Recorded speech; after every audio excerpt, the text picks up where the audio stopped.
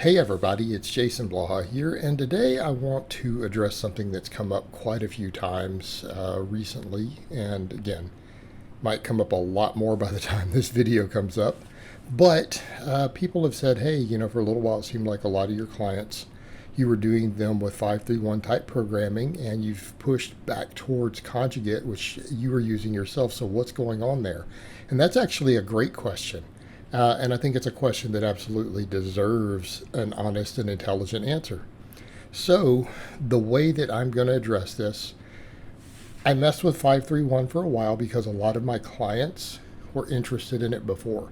They liked that type of programming, they wanted help with it. So, I mean, I had clients who had been doing 531, they weren't making the best gains when they came on and asked, could I help them with 531? And so I had bought some of the books, read it, understood it, delved into it deeply, because I like Wendler, and I think it's good programming. I think it's good programming overall. And I helped them with that. Then I eventually, because for months I had had clients running it, I said, look, I need to run this system myself for a little while if I'm going to coach it. And here's the thing that I find, and it's kind of what I agreed with something I heard Wendler say or saw in some interviews, that he's like, even to run my system, a lot of people still have to have coaching because people just can't seem to understand the training maxes, right? They don't get it.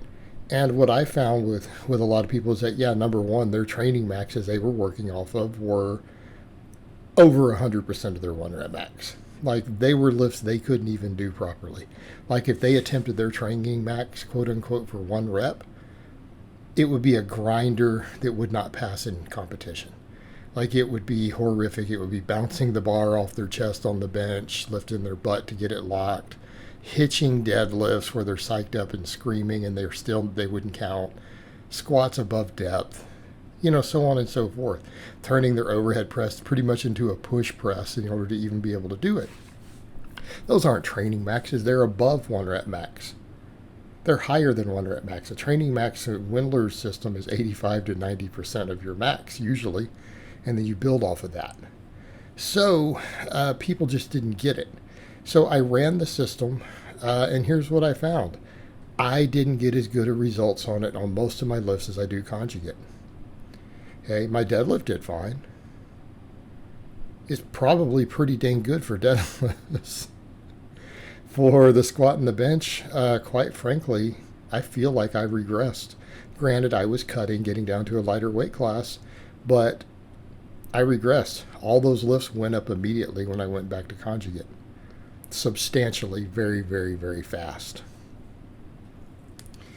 I found with a lot of my clients, a lot of people make good gains on it. Here's what I found by comparison.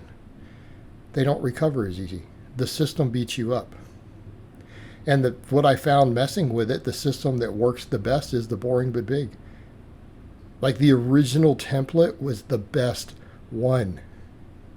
And I do mean that.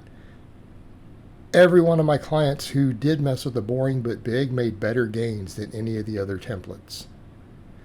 They recovered better, they got bigger, they got stronger faster. Okay, so that's one of the things that has to be noted. Having coached like 20 plus people on the system at this point, this is a trend I notice. Number two, they still don't get as good of gains in their strength as they do on Conjugate. They don't get as good a strength. I didn't either. Okay, some of my Conjugate lifters, when we took them to 531, stagnated. Some of them made gains. Some of them completely stagnated, stopped making gains completely in terms of their strength. That one sink in. I found in general lifters were more beat up on it. They required more deloads. So I feel like it produces 90% of the results of Conjugate, but it beats you up more. And it's because of the very idea that anyone outside of novice level lifters probably shouldn't be doing large volumes with the barbell lifts. We shouldn't be doing weekly AMRAPs on a squat, bench, deadlift, overhead press. Okay? On Conjugate, we don't do that at all. We don't even rep them out heavy. We do singles on variations. We do light speed work. And we very rarely rotate much of them in. We rotate them in a little bit for the assistants. All right, we rotate them in a little bit. We focus in on accessory work, other stuff, GPP.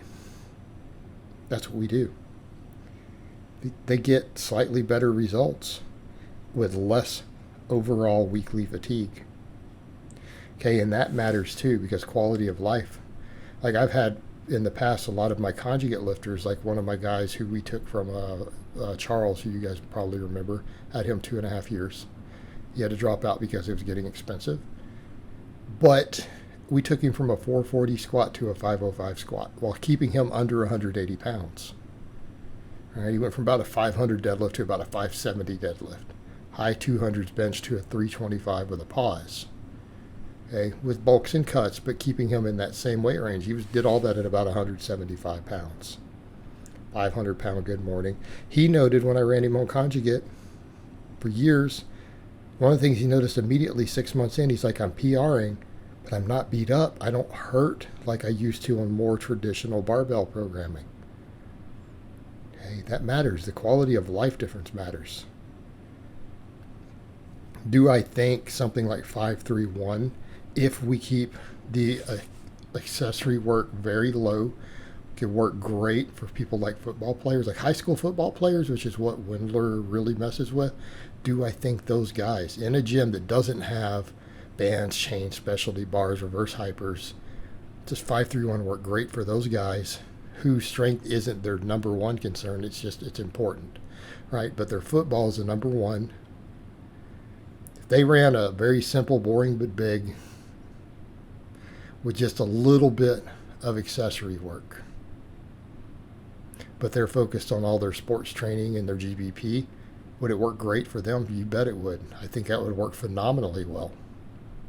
And I'll give the man credit for that, because that's what he works with mostly, is high school football players, very successfully. Very successfully. He's got a hell of a track record.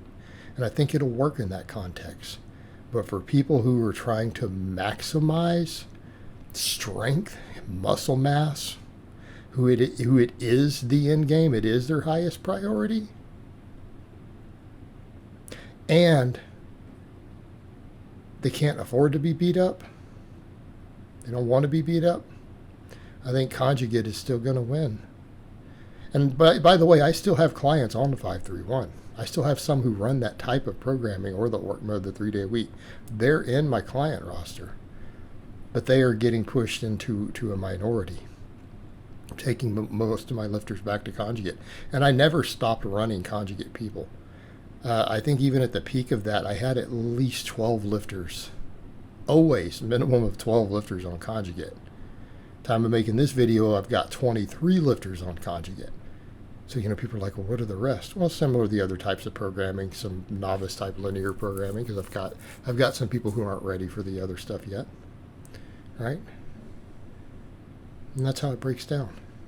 But that's your answer why. Do I think it's a good system? Yes.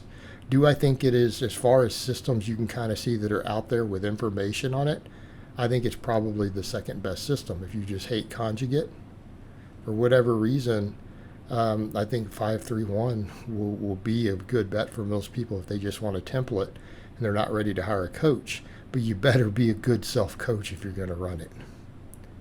You have to get your ego in check, or it's going to fail you.